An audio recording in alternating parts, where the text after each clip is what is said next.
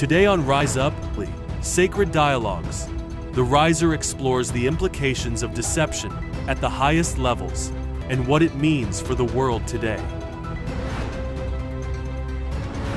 And finally, we'll dive into community posts shared on the Riser's official YouTube channel. This is Rise Up.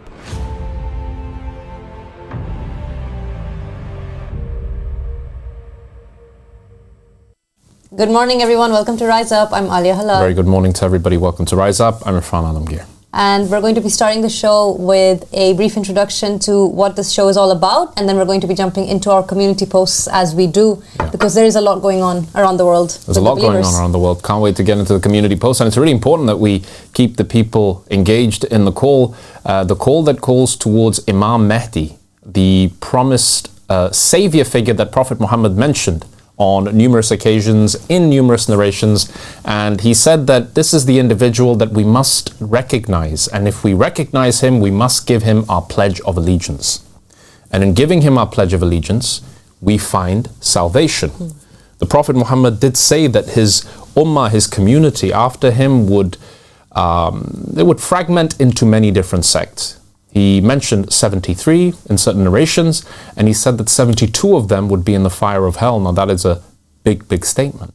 He is saying one sect out of those 73 would be on the path of true guidance, on the Sirat al-Mustaqim.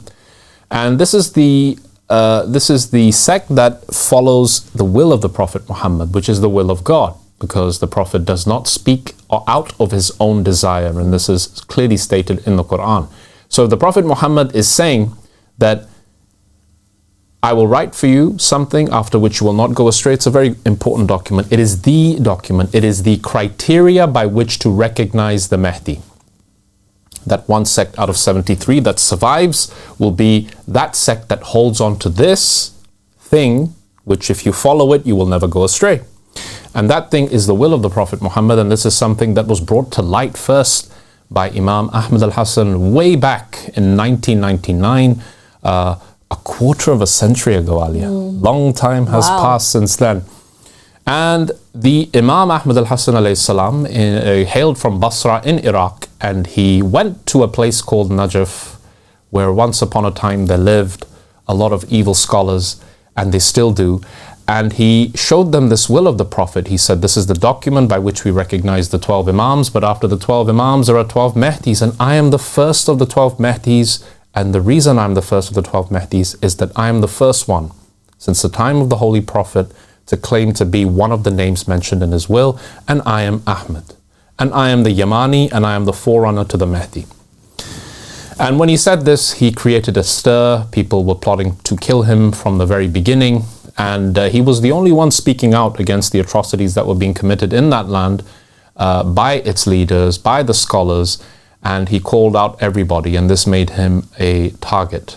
And he was indeed attacked viciously and ferociously for many years.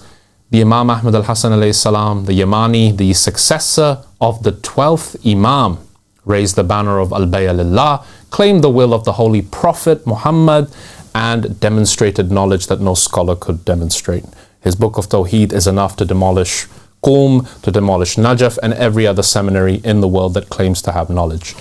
And he delivered some groundbreaking sermons that that had a huge effect on the hearts and the minds of the returned souls that were waiting for his arrival.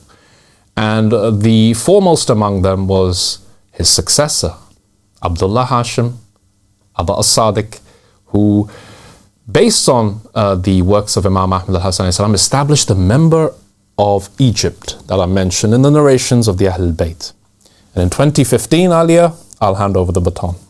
2015 was a huge year for humanity, because this great prophecy that had been foretold by Prophet Muhammad, peace be upon him, and his family, actually took place in that year. And that had to do with the death of a particular character, someone from Hijaz or modern-day Saudi Arabia, and that was King Abdullah. And we've mentioned this narration multiple times here on Rise Up, because it is a cornerstone of the dawah. It's that point where you realize something big has to happen, because it's been promised. And it was promised that on his death would be the appearance of the Mahdi, or the Hujjah, or the proof of God upon the people. And that's exactly what happened. Imam al-Mahdi actually did appear. And it was in 2015 that he appeared at the death of King Abdullah to his very close companions, along with these 12 individuals who went out and delivered the glad tidings of his appearance. It was also in 2015 that we hear about the appointing of Abdullah Hashim Abu as-Sadiq as someone with great authority in the lands, someone who had this position of being a general who would actually be able to lead mankind. And the believers began to take heed of that and to listen to him and to take orders from him and guidance from him. And as time went by, it became more and more evident that with the reappearance of the Yamani and the reappearance of Imam al-Mahdi, Abu Sadiq, from him his peace, was in fact the second Mahdi in the will of Prophet Muhammad. The name Abdullah, it's not a coincidence that it happens to be his name. It's in fact prophecy. And he is in fact the Abdullah mentioned in the will of Prophet Muhammad. And the Qaim, or the riser of the family of Muhammad, who paves the way for the 12th Imam, Imam al-Mahdi.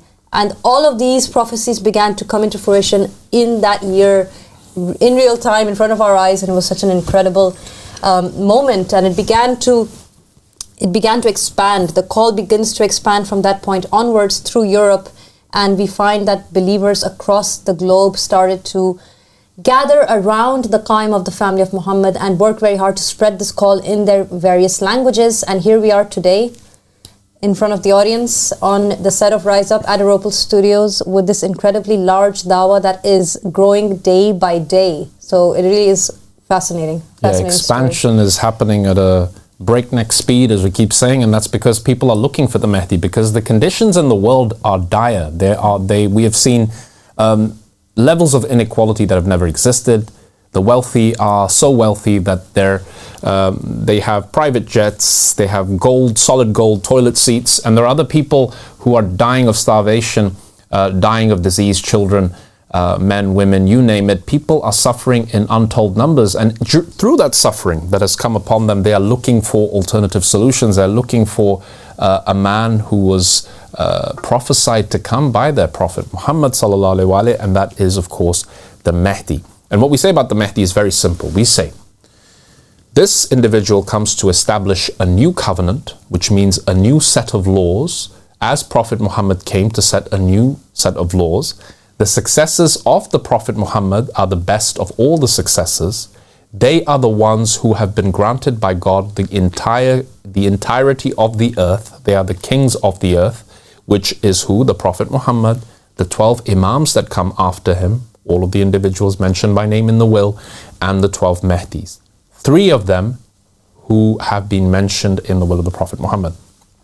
The time we're living in now is the time of the Qa'im, the time of Abdullah Abu as-Sadiq, and he is the one who is calling the people aboard the Ark of Salvation, and the people are responding in great number. The most important thing to know is this: the 7th covenant, summarized, is as follows.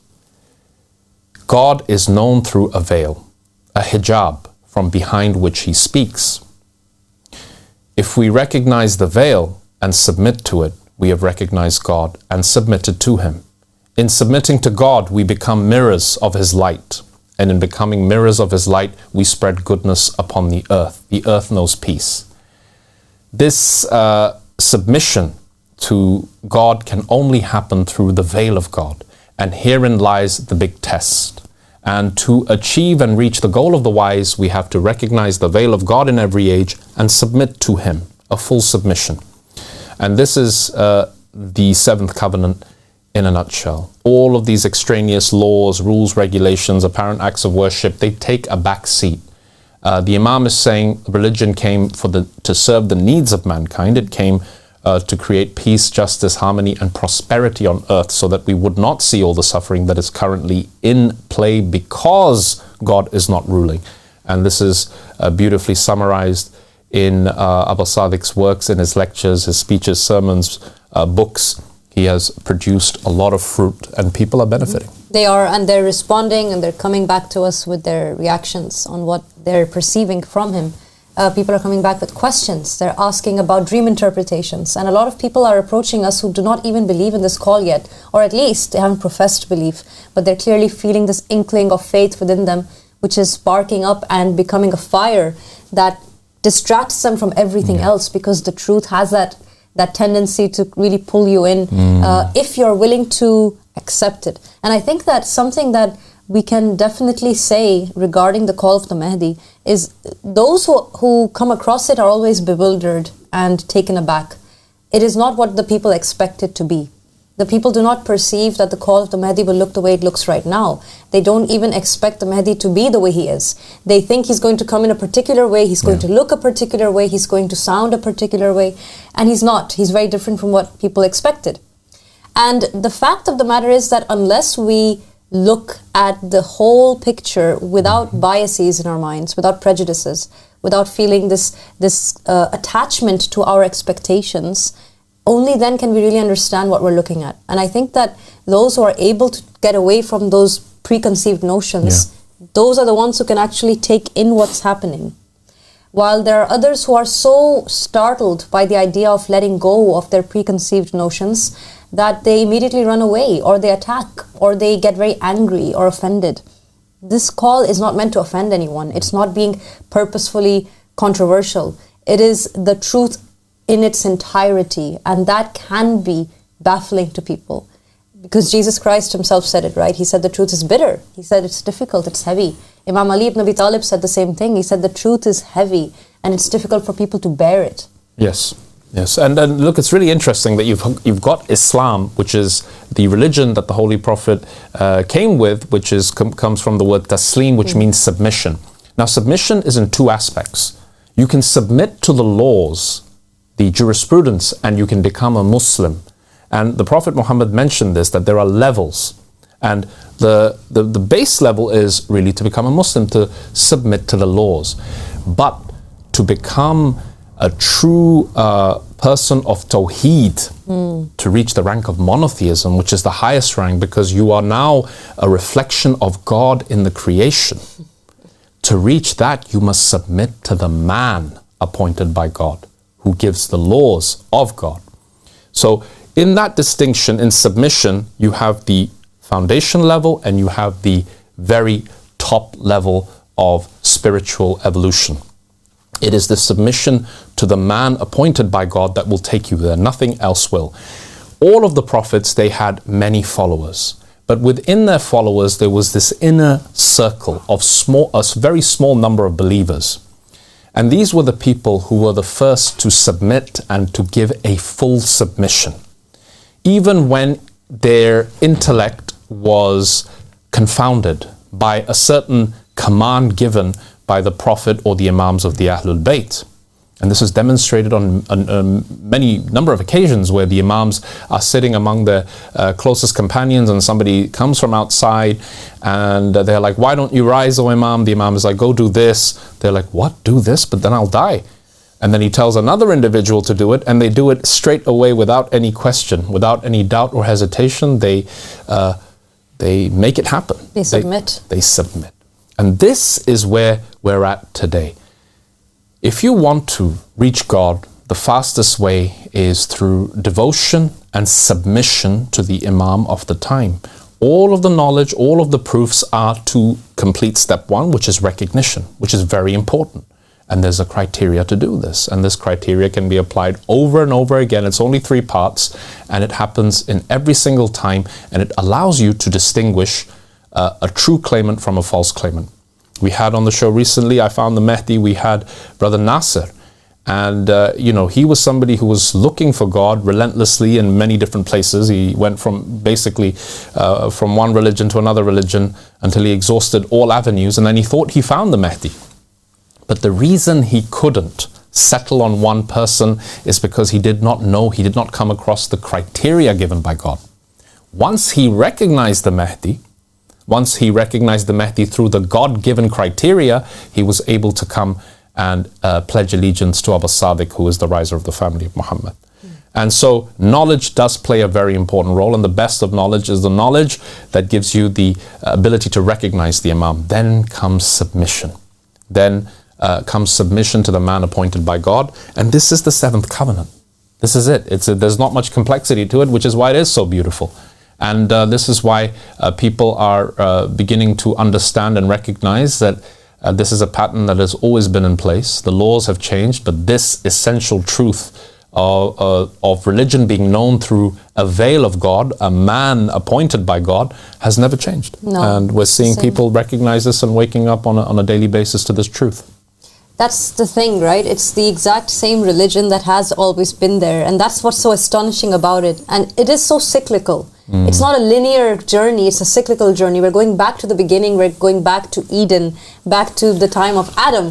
And we're going back to this place where we understand that this was the authentic, true religion of God. I always find it so fascinating that if you read the Holy Quran, you find that God has already said from His own self what His religion is. So it's not through a prophet or a messenger or an angel. We find that God Himself is being quoted in the Holy Quran when He says, prostrate to Adam. This is God's direct command. Exactly. He says, I will create a caliph in the land. It's His direct intention. It's not something where He's saying, say, O prophet, this and this, or say, O messenger, that and that. He's saying, hey, I will create a caliph. He's saying it by Himself, from Himself. And then He says, prostrate to Adam. So it is, the true religion was this. It was to know God through the man that He appointed and to submit to that man. And the other fascinating thing about the Holy Quran is the aspect of how it goes into the fact that the world we're living in right now is a game. It's an illusion, right? And if you remember, and for those out there who haven't read the Quran, please go ahead and read these holy books. Read the Bible, read the Torah. Don't be offended by any other religious book which is different from your own, because there is truth out there. Even if you are being prohibited from reading it, it's not necessarily a bad thing to read. The Holy Quran is very clear in the fact that this world is not a concrete truth or reality. It's in fact a very illusionary realm. And keeping that in mind, we have to realize that the human condition is a pattern that we see repeating itself. We are archetypes that exist, and that are patterns that have already existed through the beginning of time till now. Now, when we look in the mirror, we have to ask ourselves, which avatar are we choosing to be? Which archetype are we today? There is a very strong archetype of Adam and the Adamites, and there's another one which is Iblis and his children, and Cain or the Canaanites. What was specifically remembered about Iblis or the devil? It's that he actually was a worshipper of God. He actually did know God very well. He had great knowledge and he had a great record of worship, the greatest that existed so far in his time. And that did not save him. This is something very startling that people should think about. The archetype of Iblis is an individual who is sticking to his empty rituals but refusing to submit to the caliph of the time. And we have to ask ourselves, which archetype do we fit into? Are we the angels who submitted, or are we the devil who worshipped to no avail at the end? Yeah, that's the question. $1 million question. And this is people have to recognize that the Imam of the time, without him, you cannot know spiritual liberation. You cannot escape the cycle that you get trapped in of suffering. It's like this. It's like you're in a room, and the room is absolutely getting flooded with water, but there is only one way out. There is only one door. And that door is the gate to the city of knowledge that the Prophet spoke about. He said, I am the city of knowledge, Ali is the gate. So come through the gate. And there's an ayah in the Quran that says the same thing. When you come to a house, come to it by its door. And this is the Imam of the time. And we are being slowly flooded. The flood of Noah is coming. This time the water is not apparently visible to our eyes, but all of the news stories that we cover on Rise Up are basically showing you that the rain is falling and the waters are rising. And there is only one door that takes you to safety, and that is the door aboard the Ark of Salvation, who is the Imam of the time. And if we don't recognize this, we will not survive. You can build as many $50 million bunkers as you want in the mountains, which the rich people are doing in droves. They are finding... How strange. Because they think... This is the thing. So all of these billionaires are basically building these huge houses in the mountains, literally, which is, again, I believe another prophecy that they would do this, but they cannot escape this coming judgment of God. Isn't it very similar to what Noah's son says in the Holy Quran, where he says, I will take refuge on a mountain? Yes. Didn't help him very much. It didn't help him. And this is making big mainstream news. People are coming and saying these things, that these are happening. People who are people of faith, Christians and Jews and Muslims. It's in the news. The super mega rich, the uber rich, are building these refuge places in the mountains with their jacuzzis and God knows what else is in these things. And they've stored enough canned food to last them for 3 years in case there is a nuclear holocaust coming, which is what they anticipate. And these people, as you know, they are in the know about political things that are developing, and they don't just put aside $100 million to build these types of houses for them and their families. But this is not the door. This is not the door that God appointed. And it has happened, and there are so many examples given to us where those people who did carve out homes for themselves in the mountains, and of course I refer to the people of Thamud, and they were expert carvers. They were basically living in caves, amazingly manufactured caves, and you can see some evidence of their works when you go around in Jordan, of what they were able to build and accomplish. So none of them escaped. And God has given us many, many signs. No matter how powerful you think you are, like the people of Ad, to whom was sent not the Prophet Saleh, but the Prophet Hud. The Prophet Hud went to the people of Ad. These were powerful nations, but they didn't stand a chance against God. And there was no nation more advanced than the people of Lut at the time that they were living on the highest point on planet Earth. And they could not escape God's judgment when it came. So there is only one door. Recognize the door and go through it and enter the Ark of Salvation. This message is very simple. Exactly. Enter the Ark of Salvation, find out more about what's going on, and begin with the very simple question of, is there a caliph or an imam in every day and age? And ask yourself that question. Go around and look for answers, read books, ask people, see what comes up. If there is an imam, do you know that imam? Have you found them? This is something that has nothing to do even with just this call. This has to do with general knowledge of religion. So go ahead and find out, ask yourself, and look in the mirror and see for yourselves, are you really committed to God in the way that He expects it? Or are we just living our lives like hamsters in a wheel, hoping that we make it till the next year and make something good out of our lives? But at the end of the day, it's always that same hamster wheel over and over, that 9 to 6 that we do, or 9 to 5, wherever you live. Now, let's continue on to the next part of our show, which is the community posts. Okay. Let's go ahead. Let's see what it is that people are doing out there.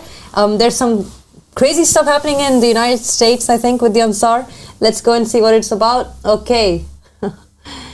So there's Abu Sadiq from his piece. He's quoted that on the right. It says, our Ansar in New York City did an absolutely incredible job spreading the dawah in Times Square and the surrounding areas. I'm so extremely proud of them. Look at that. Look at that giant banner. Yeah. Wow. And yeah, that's beautiful. And you can see that it's inescapable, even with the background and the lights. And this is what Times Square is all about. It's about sensory overload, right? But even in a place like that, a banner of that size... Have you been there? I haven't been. Yes, I have been to Times Square. Yes. Have you? How can I forget? There's Dunya. I just deleted Not easy to forget. It was Control Alt Delete. This is Times Square. Yeah, and it is a place where the senses are overwhelmed, but it's a place which you could say is the zenith of the material world in many ways, because it is where people are eating and drinking and shopping. And you can imagine this as the modern day when Prophet Noah used to come and go among the people and give them, warn them about what is to come.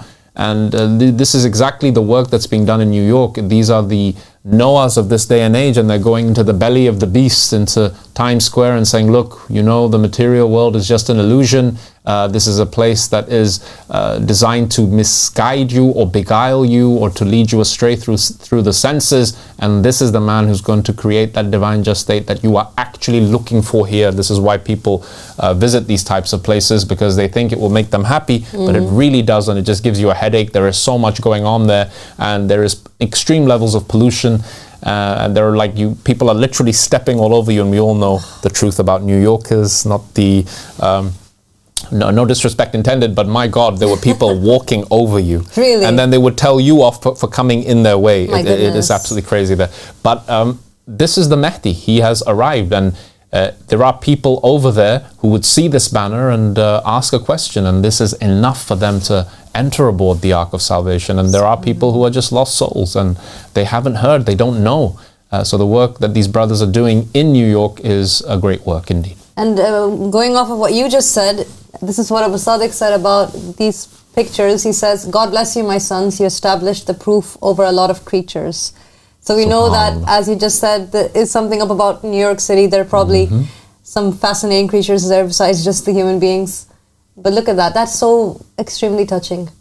They actually went there and they didn't just walk around with a banner. They took posters and flyers and they spoke to different people. We saw earlier they were speaking to some police officers who maybe they were interested in what was going on and wanted to check it out. Yeah. They're also talking to the homeless there. I mean, this is really showing a lot. You can give a homeless person a hot cup of tea or coffee, and better to give them is the news of the arrival of the Mahdi. And this is something the Ansar have become very proficient at. They are expert in marketing the dawah to the people, and there's a very healthy competition that's brewing among the Ansar around the world, and it's great to see. And one of the best things you could do is take a sandwich or a muffin and then say, look, here's the Mahdi. Yeah. And it does work, and it's great to see that they're reaching out to all. And there, wow, talk about, yes, this is right in front of Trump Towers. Wow. That's probably the first time that we have seen any of the believers going to that particular location with the news of the Mahdi's appearance.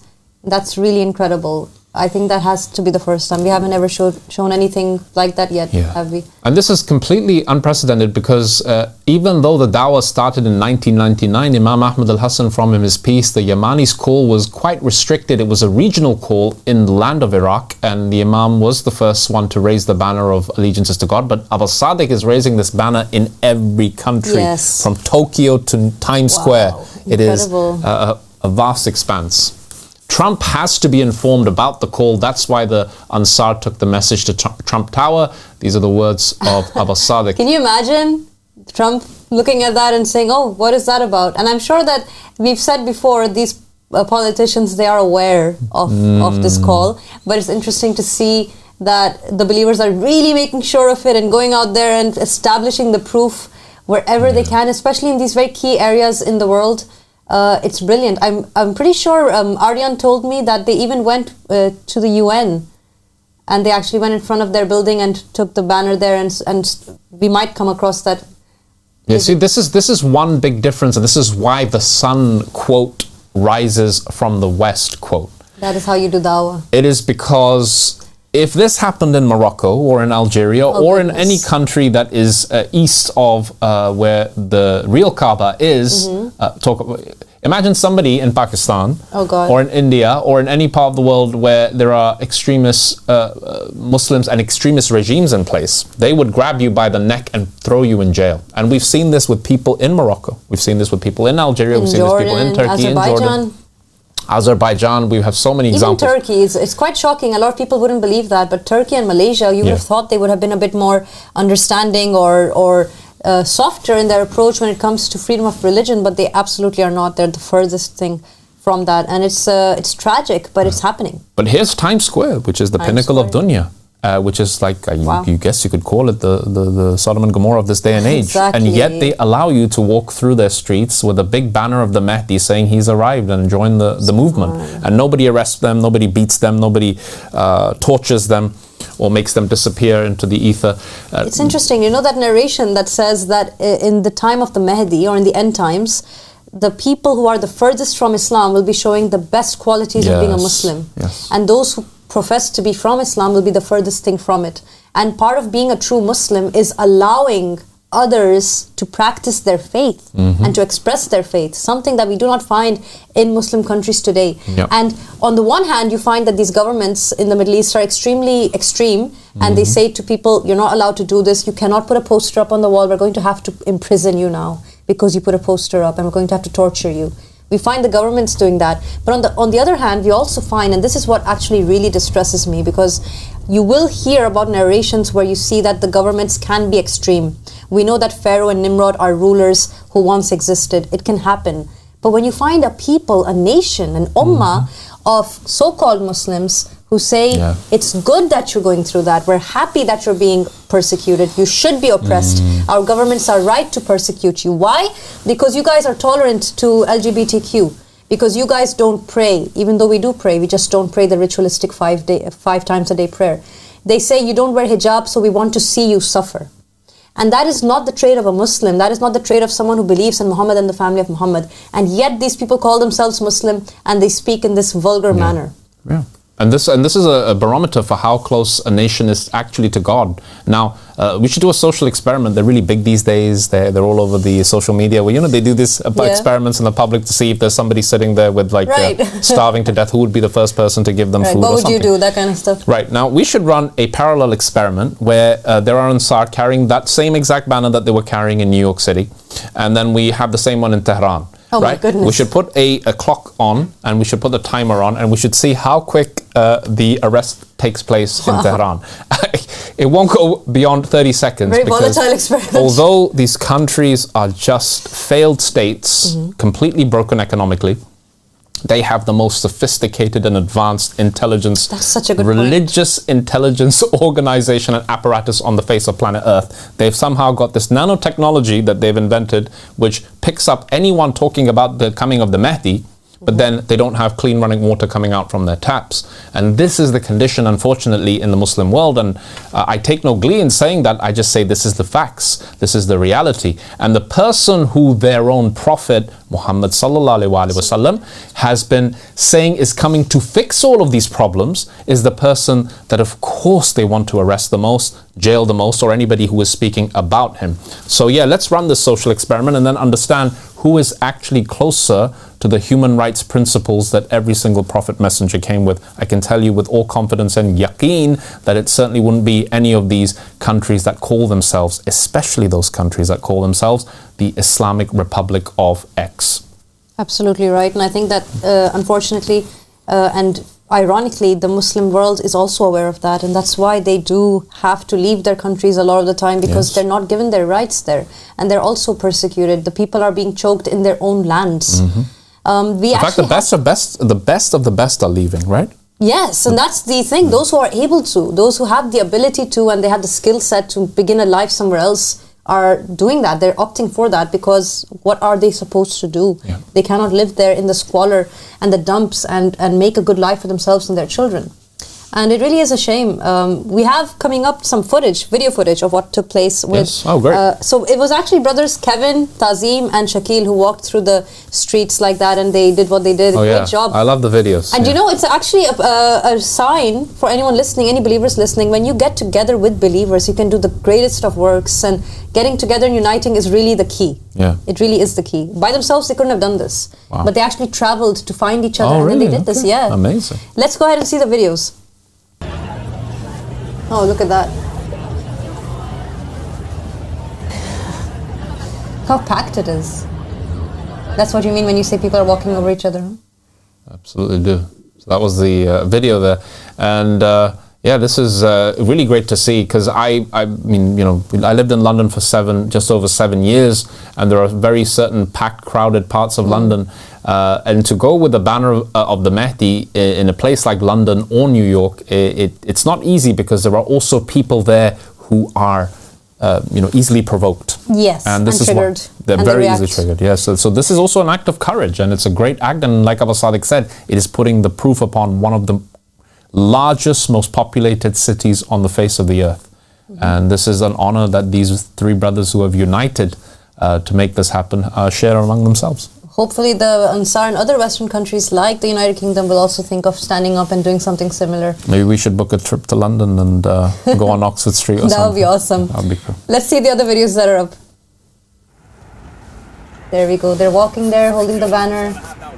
And I love that the banner has the QR code on it, so that anyone who's interested can easily just scan that and check it out for themselves. We have one more video, I think.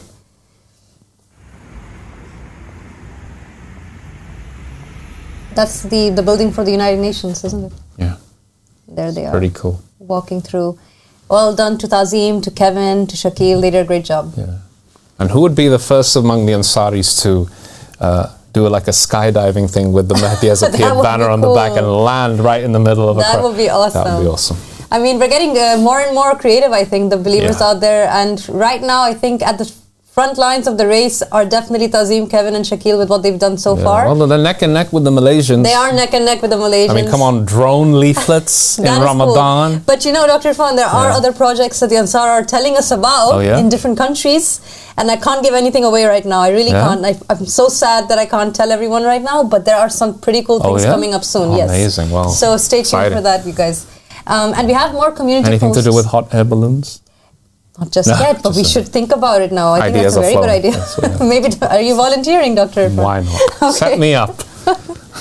Let's go ahead and see. I think we have some more community posts on the line. Let's see that. Okay. The Mahdi has appeared. Abu Sadiq is saying the believers in Mauritania have now stepped out to spread the word of the call. Amazing. Mauritania. Is this our first Mauritania post? I can't remember talking about Mauritania before. No, I've definitely not. Yeah, this is the first one. Amazing. They're going out there and spreading the word of the call. Let's see what else there is. Oh, so they've put up these. If you can see in the back, it's the satellite channel frequency, and it's handwritten. God bless them. Yes, let's continue. Okay, now here we are in Luton. Oh, okay.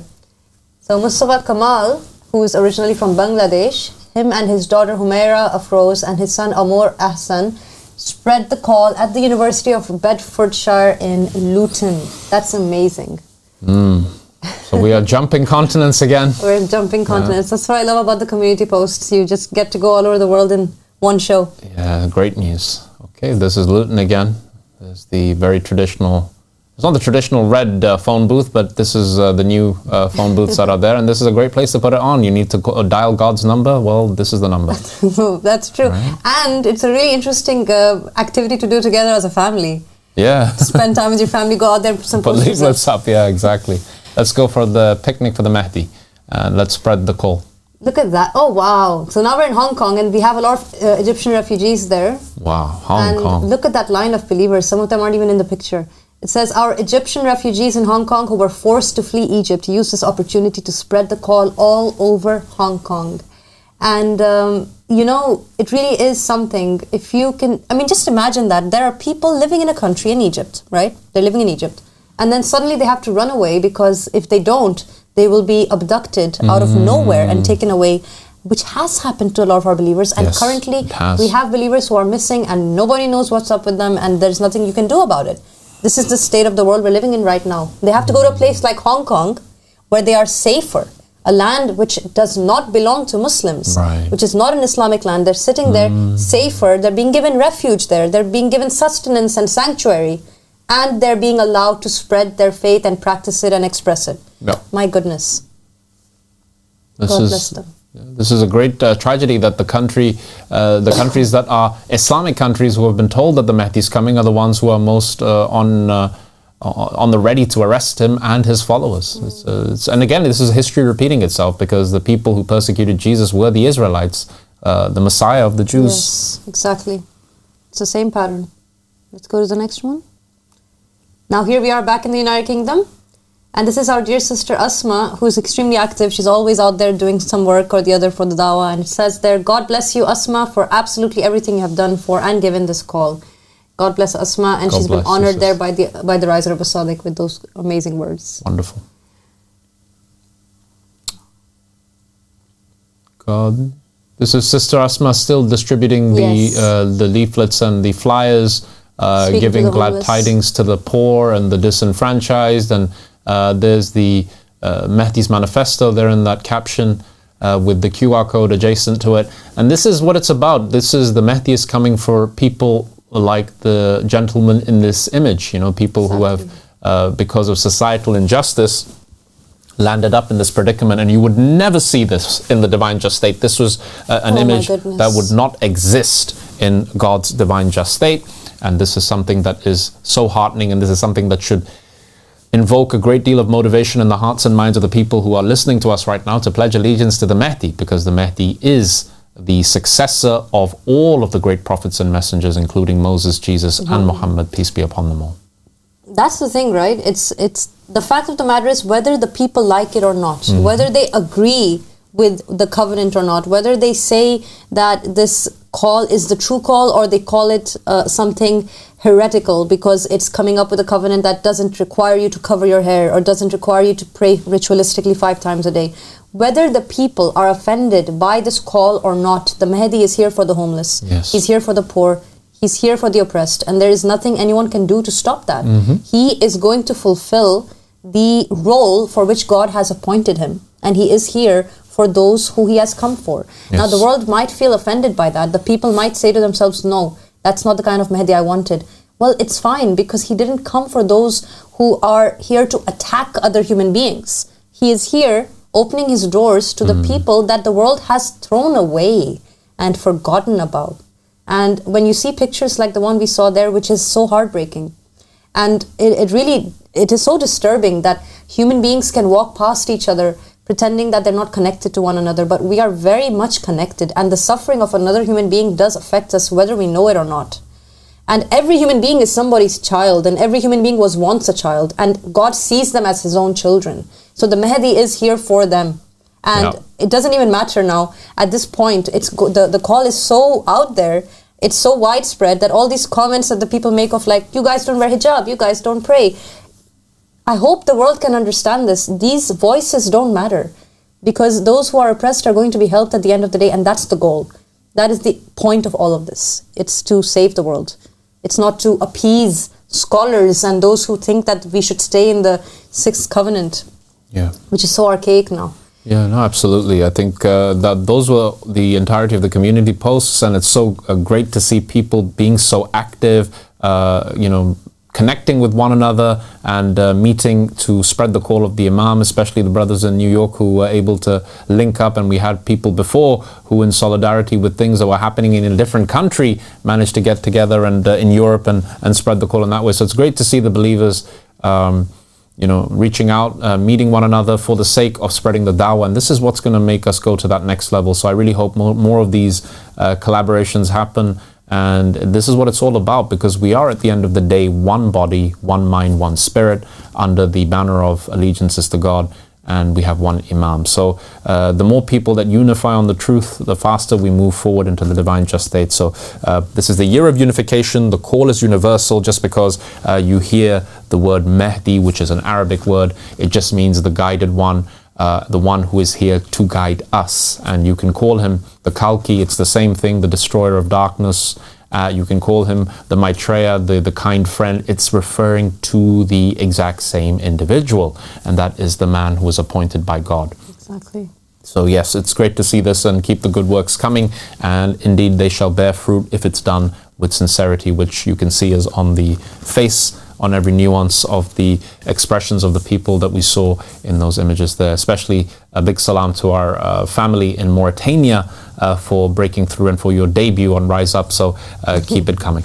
Alhamdulillah. Yes, it's so amazing to see all of this effort and dedication. Keep it going. And we are going to be going next to our Sacred Dialogue segment, where we're going to be talking about certain clips that are from the latest lecture that you can find in full on the Mahdi Has Appeared YouTube channel. Today we're going to be talking about some parts of that lecture. Let's go ahead to the first clip. So, Tiffany, there's this narration, and it's a narration from the Prince of the Believers, Amir al-Mu'mineen, Ali ibn Abi Talib, alayhi salam. He says that the punishment of the liar in this world is that he's not believed even in his own truths. Wow. Or even when he's telling the truth. Okay? So Ahmad Hassan, he said before that a believer can be anything, but he can't be a liar. So a believer can be a murderer. What does that mean? That means that a person who's a believer maybe lose his temper, engage in a heated argument, end up committing an act of violence in a moment, and then right after that moment, he regret it because faith returns back to him. He was a believer, he loses his temper, he commits a horrible act, he murders somebody, and then faith comes back to him. He gets, he wakes to his senses, and he regrets. So a believer can commit murder and remain a believer. A believer can commit fornication or adultery in a moment of lust. So a believer also could, be a practicing believer, and then momentarily his bodily lusts, his emotions overtake him, his desires overtake him, he commits a mistake, and right after he commits this act of fornication or act of adultery, he regrets it because he's a believer and faith gets back to him. But the one thing that you cannot be while being a believer is to be a liar. It's not possible. Imam Ahmad al-Hassan says. Because a liar by nature is something that is premeditated. The liar, while he's lying, knows that he's lying. He doesn't care that he's lying. He doesn't think that he will be exposed in his lies. And he doesn't care, to be honest, about the pain and the suffering that he might cause other people. Okay. And he definitely is not a believer in the unseen, a believer that God hears and sees. He's not a believer in the presence of God. He's not a believer in a God, period. Wow. Okay? Yeah, but it makes sense. Even if his tongue professes faith. Okay. Okay? So the liar, he has the punishment of the hereafter. And that is a deep topic that we, have to talk about on another day. And that punishment is severe, depending on the types of lies that he, told. But he also is cursed to endure a punishment in this world. And the punishment that he endures in this world is that he's exposed at some time, right, at some point. And that's why you have many sayings that go along the lines that lies don't have legs, meaning lies are not going to travel so far. You can't get away with your lies, right? Eventually, a lie will be exposed. We have narrations from the prophets and the messengers that say things to the effect of this. Like Jesus ﷺ, when he said, all things that are done in the dark must be exposed in the light or come to light at some point. And so the liar's lies will always become exposed one day. Yeah. And when they do become exposed, that liar has to endure the punishment, right, of his lies, and that is that he will not be believed in anything, not in his lies, nor when he's telling the truth. So it's kind of like the hadith is basically a summary of the story of the boy who cried wolf, right? Exactly, yeah. Why don't you tell everybody the story of the boy who cried wolf? Oh, it's pretty much exactly what the title states. There's a boy who was saying, there's a wolf, and he was tricking people, and people came running, and then he said it so many times that eventually when a wolf actually did come and he said, there's a wolf, nobody came anymore because nobody believed him. Exactly. And so the liar, his punishment is to be like that boy who cried wolf. He cried wolf too many times, and the village people, they believed him and they came to save him, and then eventually they didn't believe him anymore because they saw that he was making a fool out of them. But then in the end, he's the one who ended up being the fool because he got swallowed by the wolf because nobody came to save him. Yeah, that's right? very karmically just. Yeah. Exactly. And so I think that America on the world stage right now is suffering. I think it's suffering the result of this karmic justice, as you put it. America, unfortunately, it used to be something great. It used to be something that the whole world respected and wanted to, and looked up to. Mm-hmm. Everybody wanted to go to America. Yeah. And the whole world was influenced by American culture. They loved the American cartoons, the Saturday morning cartoons. They loved American movies that were made in Hollywood. They loved the American sports and entertainment that they exported all around the world, like the wrestling or the basketball, football, all these things. people loved the freedoms and the ideals that were said to be upheld by the United States, and that, the United States appeared to the world as kind of like a superhero that would come and save the day when people were in need. It was that force of goodness. Mm-hmm. Yeah, right? Yeah, of course. I mean, on the Statue of Liberty, it's written like, "Give me your poor, give me your tired, give me your hungry." It's seen as like this land of promise and opportunity that's open to all, and everyone is prosperous in America. That's sort of the image that was projected throughout history. A land of freedom in which its arms were open to everybody. And people literally died, and they continued to die over the course of the 300 years to reach American soil and take part in the American dream. And it was the first time that a country, well,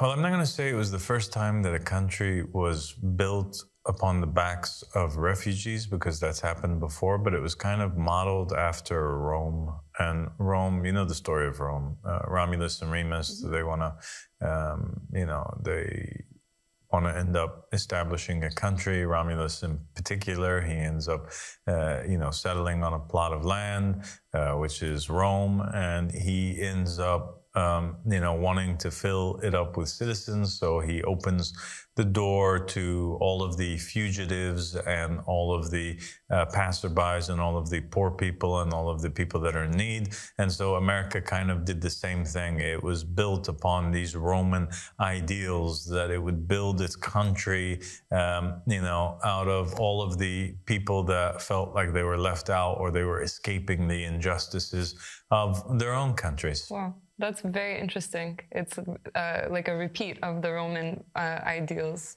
in modern times. Exactly, it was.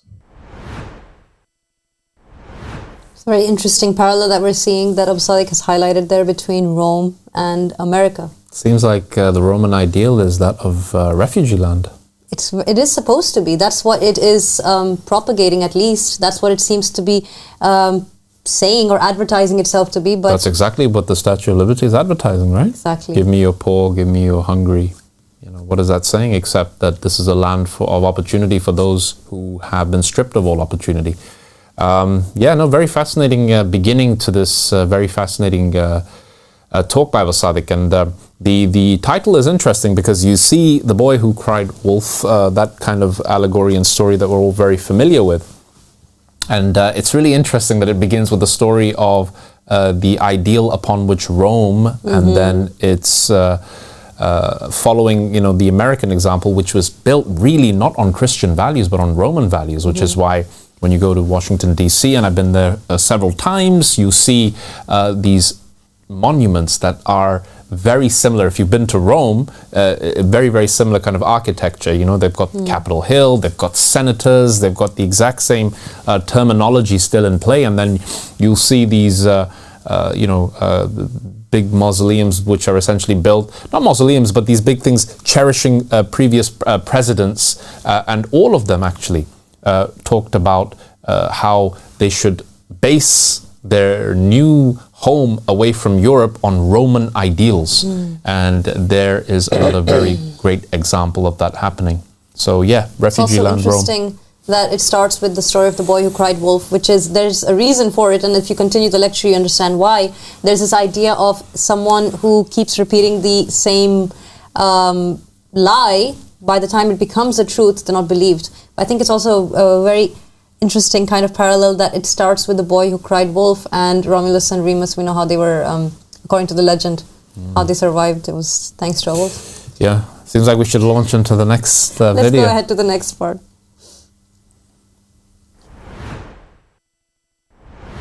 And everybody obeyed America, and everybody saw that America was this eagle, as they put on their great seal, that kind of would fly in from the sky, from the heavens, like an angel. Be carrying, weapons to defend the people that are in need, or the weak, and it would be carrying, food in its other claw in order to feed those who are in need. And America projected itself like that as a superhero, and they literally did that. They made a character called Captain America that they propagated his story and his comics to the world and his movies, so that in the minds of the children all around the world, that America as a country was embodied in this kind of superhero that, defended, the just and fought against the unjust. But then something happened, unfortunately, and that is that America, especially, around the year 1999 to 2000, 2001, all around that time period, all the way leading up to 2003, you have this kind of breaking of trust of the American people and the rest of the world. The rest of the world began to doubt America. Yeah. They realized that not every time that America cries wolf, that there actually is a wolf. They realized that America actually, this boy that kept saying, there's a wolf, and rallying the rest of the world to its cause, the rest of the world realized that actually this boy that's crying is not a boy at all. It's a little wolf. It's actually a big wolf posing as a boy. A very big, dangerous wolf with big metallic fangs that is seeking to destroy and stomp over the rest of the nations on the earth. It's actually a very big beast, a beast that's mentioned in the book of Daniel. It's a monster. That's what they began to realize. And why did they begin to realize that, or state that, or formulate their opinion that America is as such? I think it had to do a lot with the events that took place, where the President of the United States, Bill Clinton at the time, he had an affair, and then they asked him about it. He lied about it. He said, I never slept with that woman, and he denied it. But then they found out that actually he was lying. Mm-hmm. And then that was the very first time where the American people, their hearts was really broken with their president, and this drama unfolded on the world stage, and it was like a great embarrassment to the world, because America was kind of projecting itself also as like this Christian nation, and this was very unchristian. It was a very unchristian-like thing to do. And so that shocked the world, it shocked the people at home, and it shocked the people abroad, and they kind of came to the realization that actually your president can lie to you. Yeah.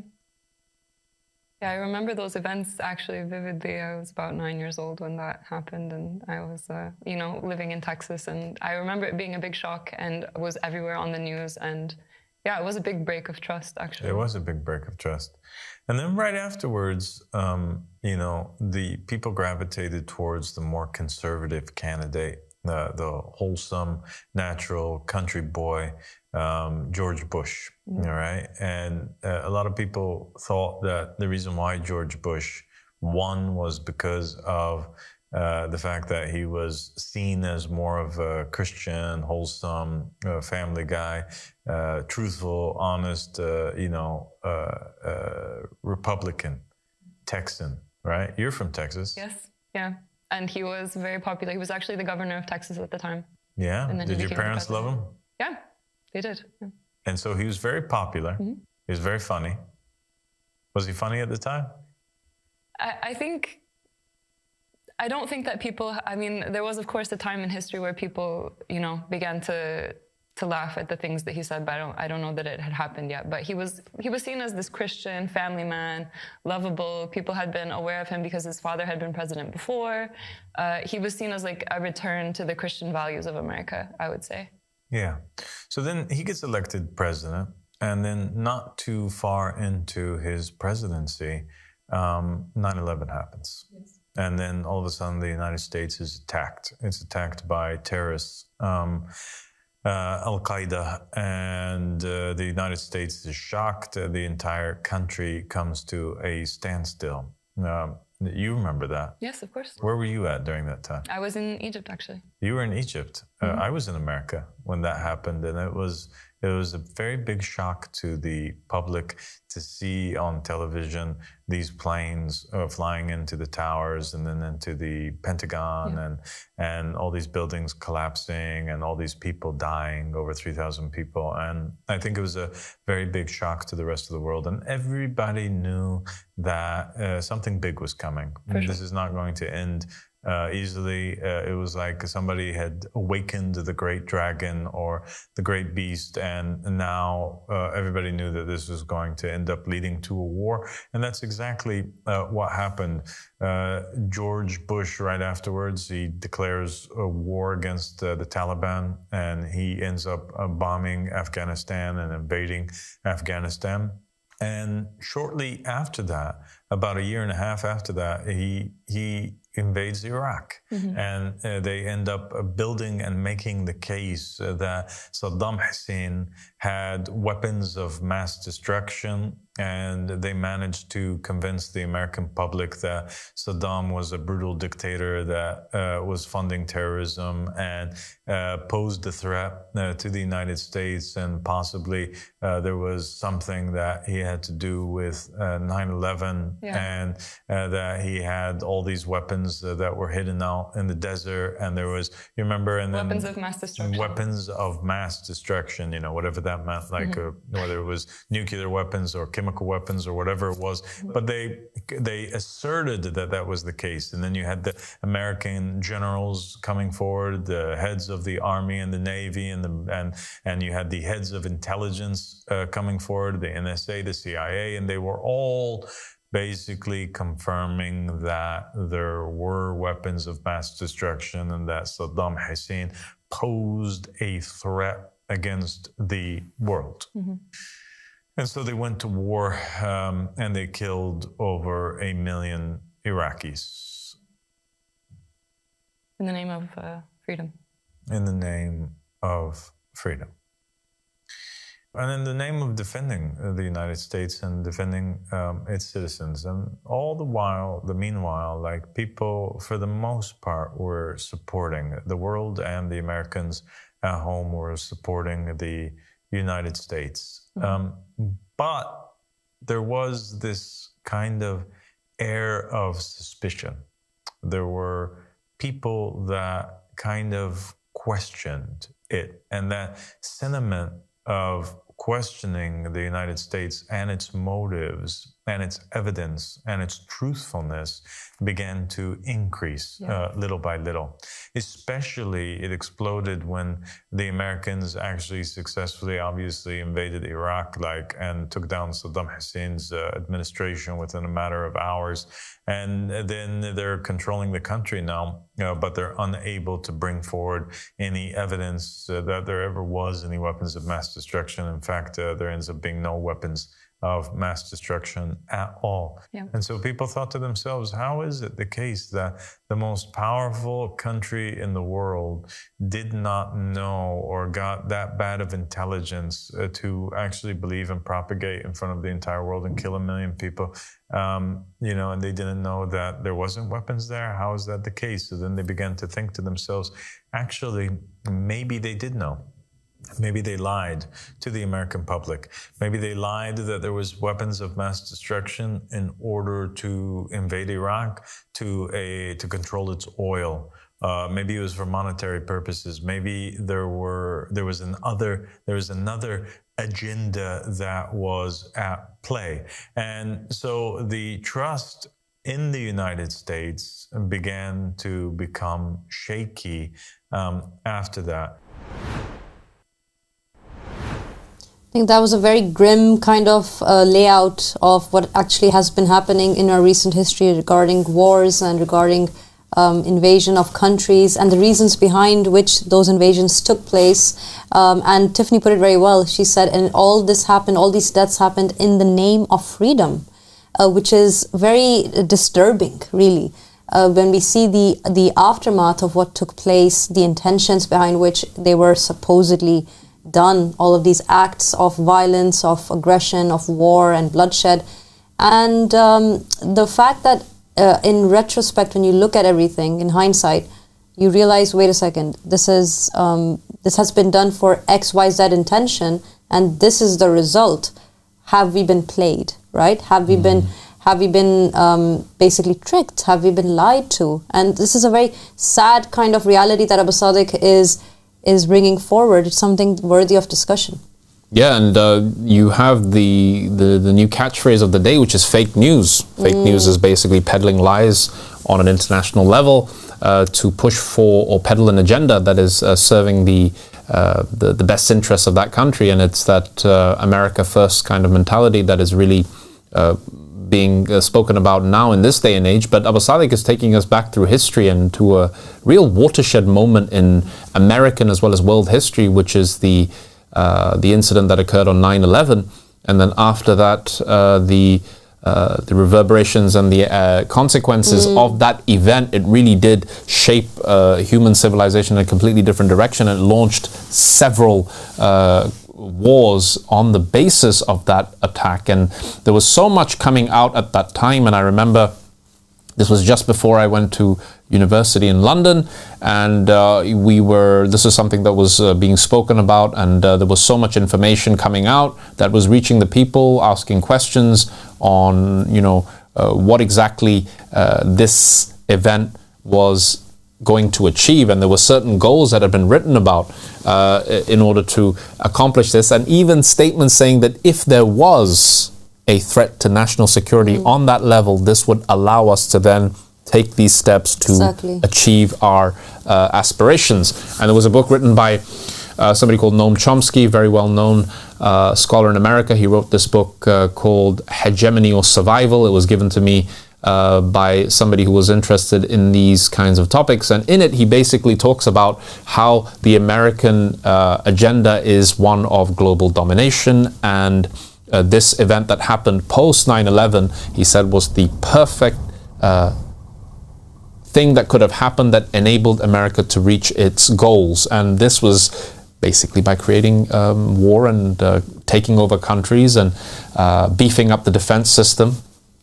And it really is a fascinating read for those people who are interested in what happened post 9/11, because after that, America basically quadrupled their military bases in the Middle East and took complete control of that region and its various assets. So, very fascinating discussion taking place. And what is really truly interesting is this ability to program the people's mind through making them perceive things in a way that is, let's say, in the best interests of the US government, which is one of what?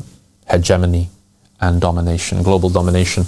And this is what we're seeing. America is a superpower, the likes of which the world has never seen before. It has superseded the civilization that it built its ideals upon, which is, of course, the Roman Empire. The American Empire is the Roman Empire in this day and age. And they have managed to basically control most of the world through its culture, through its military, through its economic sway. And we are seeing a lot of lies being told, to the point where even the leaders in that country are calling out the lies that are being perpetrated against them. So the boy who cried wolf is now we can see, a very pertinent topic for this particular talk. And fascinating that Abu Sadiq is bringing up these very defining times in world and US history, where all of us can remember exactly where. When Abu Sadiq asked Tiffany, where were you? She remembered exactly where you were. You knew this news when it happened. It was going to change the face of the earth, and it did. It did, and it was transformative, and it kind of set the stage for what was coming next. And it allowed, and it's unfortunate that it happened this way, because it allowed that such terrifying, horrifying incidents such as 9/11 allowed for the idea of very odd claims to be accepted by the people. Something so bizarre and unbelievable happened. 9/11 was something that no one could ever have imagined happening. It was so out of the ordinary. It was so horrifying, so tragic, so terrible. But it happened. And in the lead of that happening, you then find that these politicians, such as George Bush, he's standing as a president saying, hey, there are weapons of mass destruction. And I remember, because I was very young when this started, I remember when I was watching the news and we were finding out about it, I remember asking many people, what does that mean? Weapons of mass destruction. What weapons? And how are they in the Middle East? And what are they going to do about it by invading their countries? It didn't make sense, and I was trying to grasp it as a child, thinking something is up here, and maybe I'm just too little to understand. But even here, I find it very refreshing where Abu Sadiq, from him his peace, goes, whatever that means, because that's exactly how a lot of people took the news, weapons of mass destruction. And this was the basis on which the invasion in Afghanistan and Iraq in particular, I should say, took place. And as we hear in this lecture, over 1 million people died because of this idea of, hey, let's go invade another country and set up our military bases all over the place. We, myself and my family, we actually went to Iraq post Saddam Hussein. And what I remember very vividly is all over the place, you see these American soldiers, you see their giant tanks, you see them driving around, and why? What is happening there? What happened after? It's very incredible, and it's also very interesting that all this took place after 1999 and after the appearance of the Yamani saying that he is here as a messenger from Imam al-Mahdi. So these big world events are taking place one after the other, and as you said, Dr. Irfan, the world changed dramatically after this began happening, didn't it? Because now we're looking at everything, and it's almost as if Abu Sadiq is giving us a compass to work by, because he's saying there is a boy crying wolf, and it's not a boy, it's actually a wolf. With metallic fangs, saying the same thing over and over. Let's wake up to that and think about what is being said. My goodness. Yes, and the Iraq tragedy that happened, where millions of people lost their life, and I think million is very conservative measure of the number of people who eventually died. I mean, what do you expect when you are bombing people's villages and towns, their infrastructure, their plumbing, everything gets affected. Then people, where do they get their water from? You know, these are the things. More people actually died as a consequence of starvation and disease than the bombing itself, the extensive bombing that was done in a country where the IAEA, which George Bush couldn't remember the acronym, and this was part of his being funny, which is also being alluded to. And it's not really funny, because this was the International Atomic Agency who set a task force, and before they could give their final conclusion on whether or not there were weapons of mass destruction in Iraq, George Bush said, this is taking too long. Do you want another 9/11? And fear-mongering, isn't it? Fear-mongering to the highest level possible, and fear is a great tool in the hands of the propaganda machine. And there are certain networks within the American kind of diaspora of the news and media coverage that are very pro-government agenda, and they're being exposed right now. But what happened in Iraq is a perfect kind of example of what it is possible to achieve. And imagine bombing a country that you have no evidence that they have these so-called weapons of mass destruction. And you're able to justify it somehow because of big events that take place, and you can say, hey, this is fine, we should do this. We can use killing and war as a recompense for deaths that have taken place, and it doesn't really make sense whatsoever. It didn't help anything. It didn't bring back anyone's deaths that had happened. No one came back to life because of killing other people. And that's something to really think about. And again, through the lens that Abu Sadiq is providing in this lecture, where he says, remember the story of the boy who cried wolf, meaning this is a pattern. We're seeing something taking place over and over again. And it's something to think about as we move forward into the future. Let's go ahead to the next segment and see how he continues. And then you had these documents that were released to the public, and it was classified documents that became declassified, and it basically told the tale. And now during this time also we have to keep in mind that the internet is exploding, right? Yeah. More and more people are joining the internet. I mean, back in 1999, YouTube didn't exist. 2000, 2001, YouTube didn't exist. There was no such thing as YouTube. YouTube, I think, is something which started in around 2004, 2005, something like this, right? Yeah. So this is pre-YouTube. The people are not consuming the internet internet. This is the dial-up age. This is not the age of cable internet, high-speed internet. Information, access to information is still limited. People were relying on television for the most part to tell the narrative. They were relying on research that was done the old-fashioned way, mainly inside of the libraries, right? Yeah. And so as the age of the internet was beginning to take over, and people were more readily able to have access to, files, they began to explore declassified files, like, for example, the declassified files on Project Northwoods. Project Northwoods was a project that was proposed in the 1960s. And basically what had happened there was that Fidel Castro in 1959, he gains power. Okay? Yes.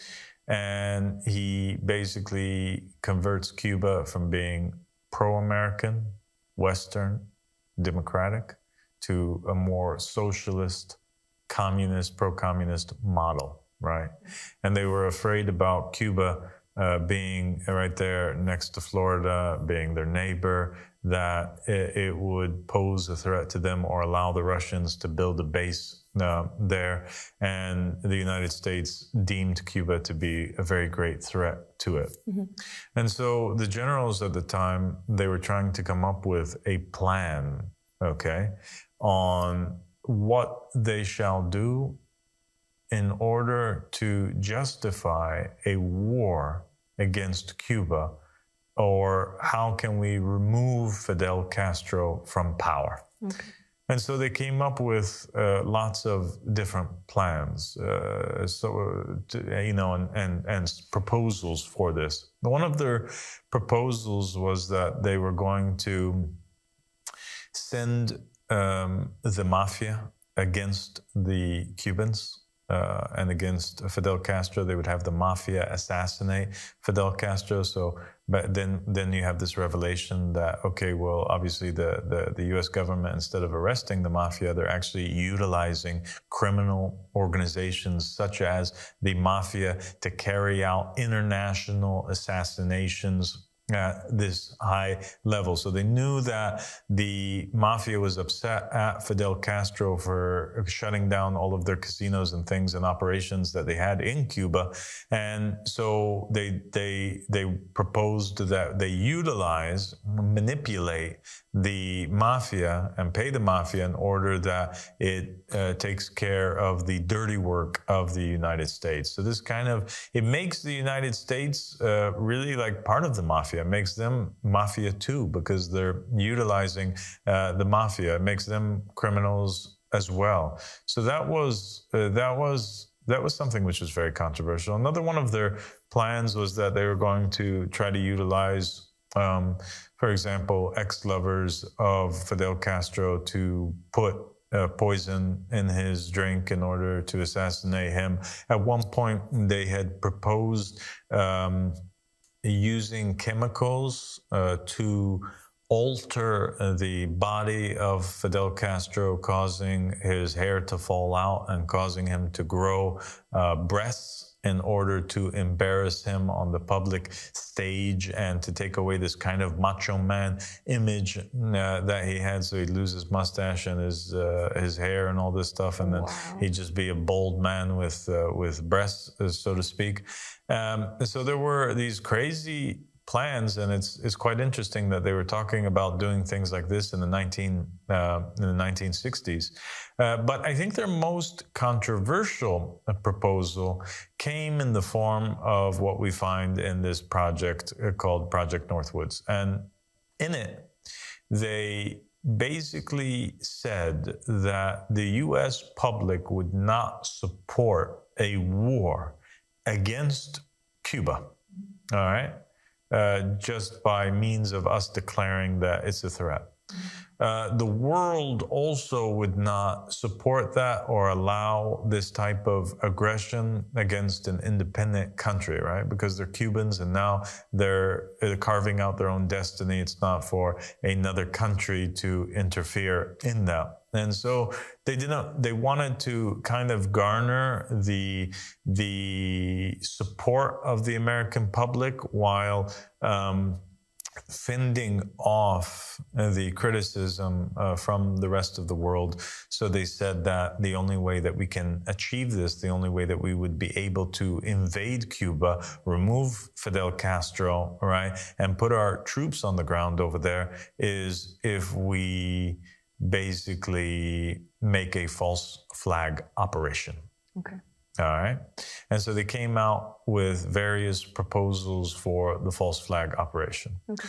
One of them is that they would take Cubans that were friendly to the United States. So they're basically like Cuban citizens that are agents of the United States that are anti-Fidel Castro, and they would make them on camera attack a U.S. base that exists on Cuban soil, which is Guantanamo Bay. All right? Yes. And then they would say, oh, look, Fidel Castro and his troops are attacking us. So they would dress dissidents, Cuban dissidents, agents of the United States as Fidel's soldiers and have them launch attacks against a U.S. base. And in that stunning admission, we realized, and the American public realized, and the world realized, that the U.S. not only had the ability to lie, but it had the ability to stage events that are not true. Mm-hmm. It had the ability to actually attack its own assets. Yeah.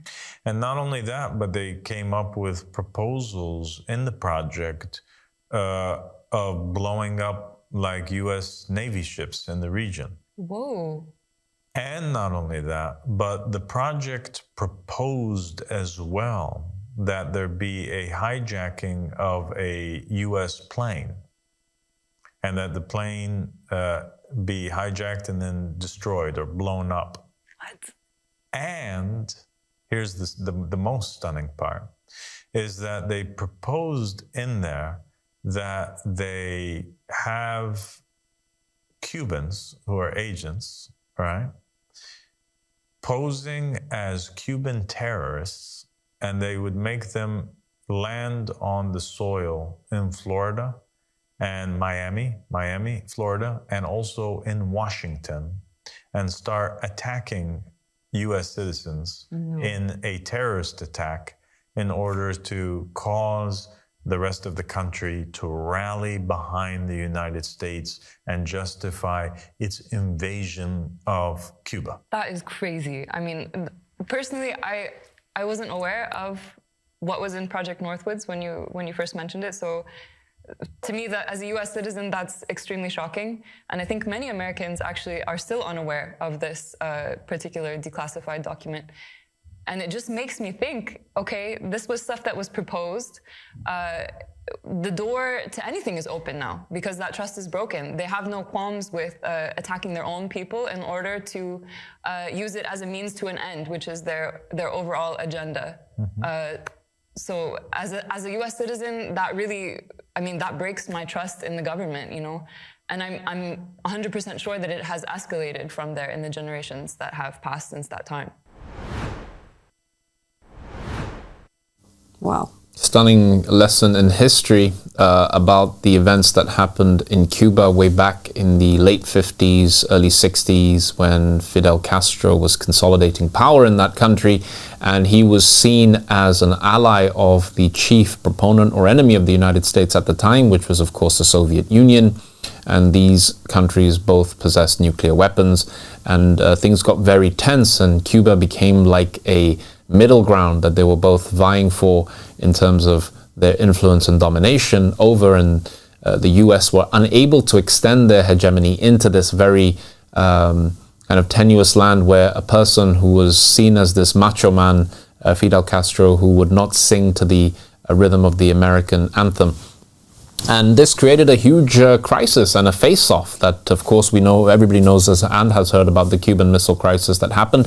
But I think the way Abu Sadiq described and broke down these interesting projects that were created, which then have echoes in the future as well. So this is not something new. This is something that has been happening since the early 60s, where the United States sees a country that is geographically and strategically placed against its best interests, and it will do anything in its power to destabilize that country through any means necessary, even if it means sending into this country using the support of those countries that sympathize with U.S.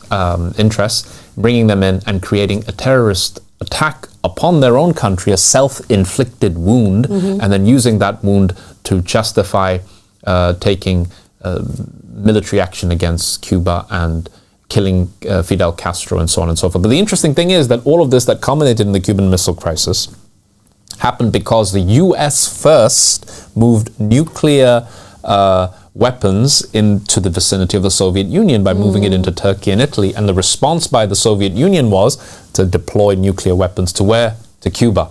And this, of course, created a great deal of anger by the wolf with the metallic teeth that then peddles out different forms of strategies in order to meet its political goals. So, yeah, it's very interesting lessons in history. And of course, if it's been done before, then don't be surprised if it's done again, you know, even if it's decades later. And I think there is plenty of evidence mounting that this is a consistent pattern of behavior, not just of the US empire, but of all imperial empires. The British Empire did many, many similar things. It's been very well documented, and it's also something that happened way in the past. But in this day and age, we have a country that is the most powerful country on the face of the earth, that has released documents that they have written themselves on a governmental level to say that we are not averse to doing these types of political things to accomplish certain goals. So very interesting by Abu Sadiq there, talking about this political crisis that happened in Cuba way back in the early 60s. Yes, it really is very fascinating when you see that it is a strange pattern that keeps repeating itself. And like you said, Dr. Irfan, it's not insane to imagine that the pattern continues. And that's the point of the story of the boy who cried wolf. It's to realize that it can happen over and over again, and also to realize that this pattern ends with people kind of losing faith in that boy who constantly cries wolf. And perhaps the boy is not as innocent as it seems to be. Let's go ahead to the last segment of the lecture. We're going to wrap up our show on that segment, so go ahead and watch that and think about what it is that the Riser Abu Sadiq, from him his peace, is talking about in this lecture. Once again, you can see the full lecture on the Mahdi Has Appeared YouTube channel. Make sure that you subscribe there if you want to get your daily notifications on the various uploads that we have. Thank you for tuning in today, and we will see you all tomorrow with another episode of Rise Up. And until then, Assalamu alaikum wa rahmatullahi wa barakatuh.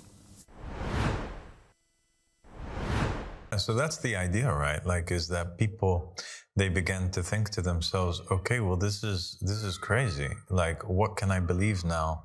The U.S. government is capable of doing anything. Yeah. Now, the project itself was refused by John F. Kennedy. There was a bunch of generals, like 5, 6 of them, that they signed off on this project. They all wanted to go through it. They just needed the signature of the President of the United States, and then it would take place. JFK, he looked at it. He was in agreement and alignment with them that he wanted to assassinate Fidel Castro, which is illegal. He wanted to also invade Cuba, which is illegal. He just disagreed with them on the means. He was worried that this plan be exposed and he would be destroyed politically, right? And that it would be a great big scandal. Yeah. So he declined signing off on it, and it was just JFK's signature that came between this plan being implemented or not. Wow. Right? Now, this plan that wasn't implemented, it was declassified. And it makes you wonder how many classified documents still exist in the United States archives or governmental archives that hold within it secrets, and lies of the U.S. government that they would never perhaps release to the public, or they'll only release to the public many years down the line when it's already too late and it doesn't matter anymore. The people began to naturally think of the events that were taking place in 9/11. Mm-hmm. Of course. From 1961 to 2001, we're talking about only 40 years passing. Yeah. Exactly 40 years. And people thought to themselves, okay, well, that's odd. They were going to do this in 1961. And here in 2001, there is actually a terrorist attack with hijacked airplanes in which many Americans die. And this justified war against Afghanistan, but also against Iraq. Yes, exactly. And you had one of the top military people, he had come out after that and he had spoken about how actually during that time there was a plan that the US government had, and that was to get rid of 7 regimes, to invade 7 countries in the years that followed that. So there was Afghanistan, Iraq, there was also Syria was mentioned. Libya was mentioned, and other countries leading all the way to Iran. Interesting. And we saw that after 9/11, what took place? The Arab Spring, all these toppling of leaders. The Arab Spring took place, the toppling of these nations. Very interesting. Gaddafi of Libya was removed. Sudan got divided in half and a great war took place. Syria now, you see, has fallen. It's done. It's done for. Lebanon. Hezbollah is gone. Whoa. Oh my gosh. Wow.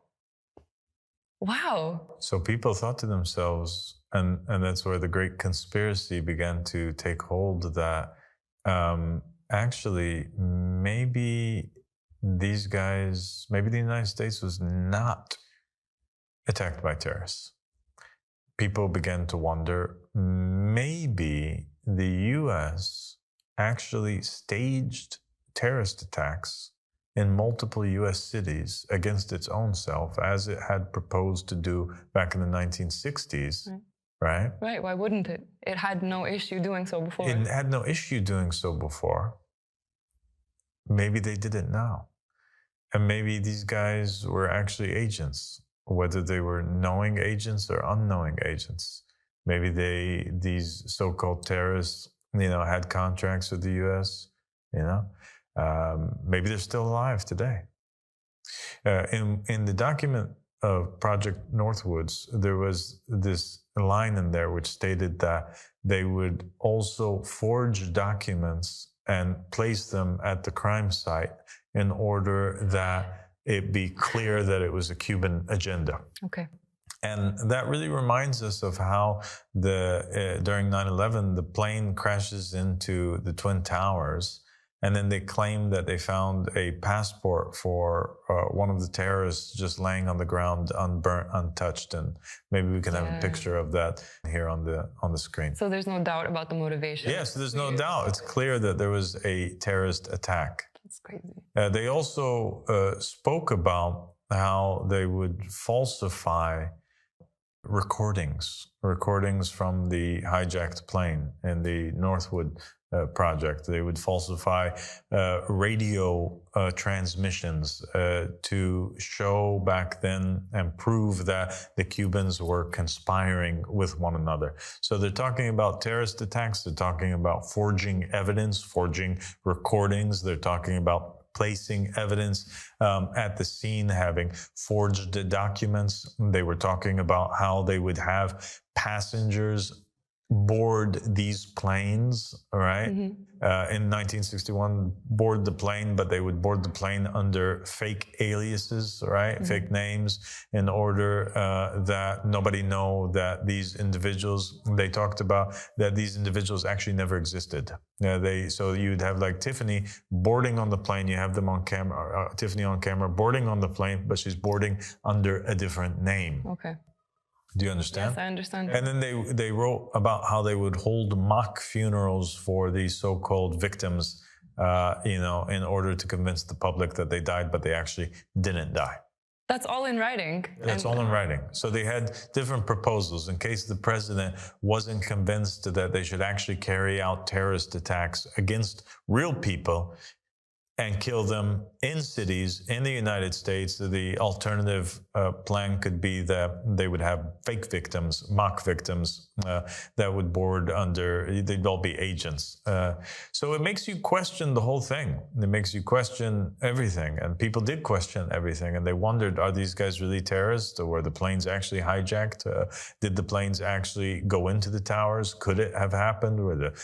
Can a plane even bring down a building like that? You had other people that studied the video evidence and stated that it looked like it was a controlled demolition. Experts said that it would be impossible for terrorists that were at that level of training to accurately and successfully dive these two planes into these towers, and countless documentaries and committees were created, and investigatory groups were formed in order to study the evidence post 9/11 and to cast major doubt on it.